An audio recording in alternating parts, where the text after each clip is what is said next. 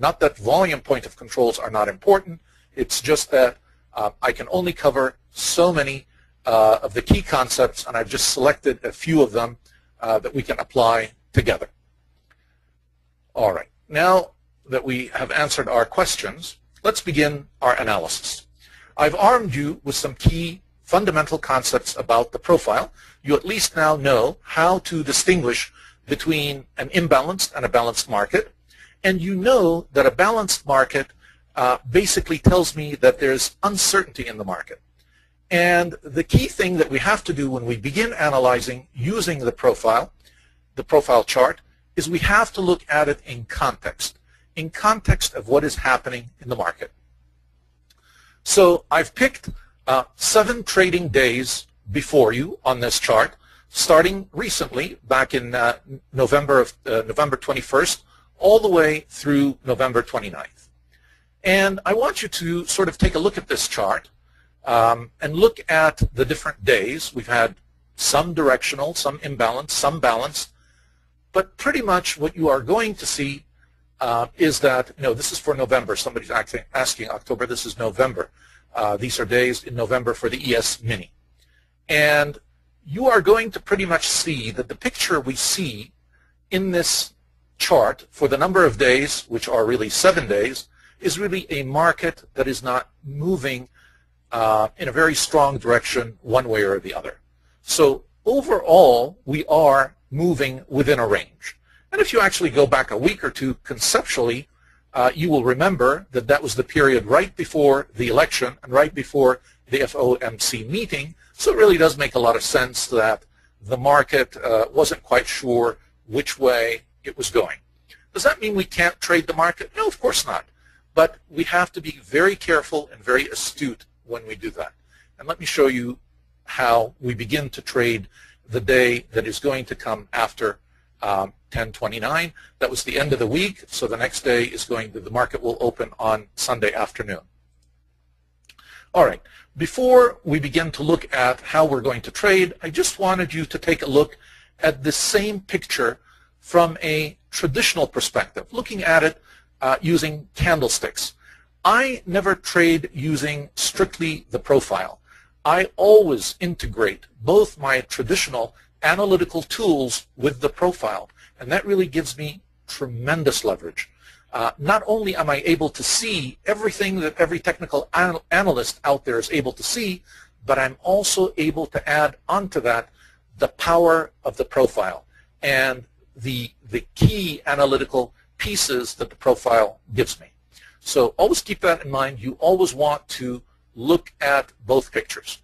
So we continue here, and I focus even a little bit more on what we're looking at. And even if you look at this picture from a candlestick, if you know a little bit about candlesticks, what we see here in these 7 days is quite a bit of uncertainty. We're seeing a lot of dojis and very small-bodied candles. So there's a pending change that's coming in a market of uncertainty. So here's where we were, and now I'm going to begin to think, what do I do on Sunday when the market opens? I would like to be able to place a trade, and we'll take a look at how we're going to approach that. Okay, back to our picture again of the entire period that we're looking at. And one thing that I want to highlight for you that's always very important are my price points of control. We talked about those earlier, the price points of control. These are the points at which we had the highest number of TPOs for each of the days. And as the first step in this simple analytical process I'm going to teach you, I want you first of all to identify them, and they're very easy to identify because Market Profile gives us this nice red line. But not only identify them in terms of location, I want you to be able to identify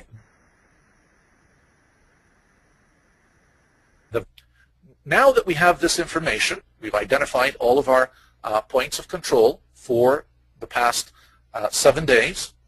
What I'm going to do is I'm going to do a very simple calculation. I am going to average my points of control for the past 5 days, meaning for the entire week, and I also am going to do it for the past 7 days. Now, I want to begin by telling you there's really nothing magical about 5 or 7. The key concept that I want to convey to you is that you want to look at things over a period of time. So I could be doing this for an entire month. I could be doing it for just 2 weeks. I chose simply because this was the period of uncertainty and there was an impending change coming in the market to focus on this. Quite often I find that people sort of get stuck and are not flexible with their analysis, and so they're always just doing 5 days and 7 days. I want you to get away from that, and that's part of when people do analysis and they really don't understand the whole picture. So having said that, I've now come up with an average POC for the week, which was 1179.75, and for the entire 7 days, I have 1179.14. So what does that really tell me? Well, it tells me that we're still pretty much, in terms of the point of control, pretty close for the week and for the 7 days, with a slight favor, if you will, to the upside. We moved a little bit, not much, but a little bit. All right. Now we get to the interesting point. And the interesting point is the open. So I'm looking now at the beginning of the week, and for the futures, of course, as you are all aware, this starts on Sunday evening or Sunday afternoon, and the market opens. And the market now opens at about 1180.5, all right? And I take a look at what happens at the open. Now first, I'm one of those people that really likes to trade the open. I find that there are always good opportunities at the open if you've done a careful analysis and you have a good understanding of the market. It allows you some tremendous opportunities. So I will share with you one of the tactics or strategies that we use. And take a look with me here. And the first question I'm going to ask you about this particular open, and I'm assuming that everybody can recognize that the market opened right here at about 1180.50. The market dropped down, and we had one TPO at 1180.25, and then it jumped back up 2 TPOs. At this point, without any more information,